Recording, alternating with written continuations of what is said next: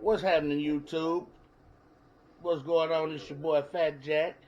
Check me out, man. Before we get started, y'all look down there below and subscribe for me. Subscribe.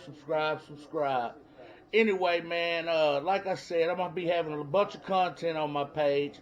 One of them that I'm gonna do is a Tuesday gun review. Every Tuesday I'll review a different gun, and we'll go to the range and we'll shoot it. Starting off this Tuesday with the Judge. The Judge is a revolver. It shoots 45 caliber slugs and 410 rifle slugs. The 45 is a 45 long. The rounds that I use will be the home defense rounds, which again, like I said, it's a 410. It's a slug with buckshots in it. First, you have slugs. It's, I believe, 3 slugs, and the rest will be the BBs, the buckshots.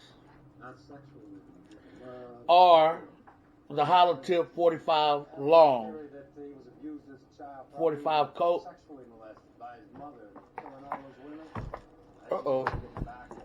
Anyway, it's blue steel. Pretty handy little home defense weapon. Not too heavy. Not too hard to work with, of course.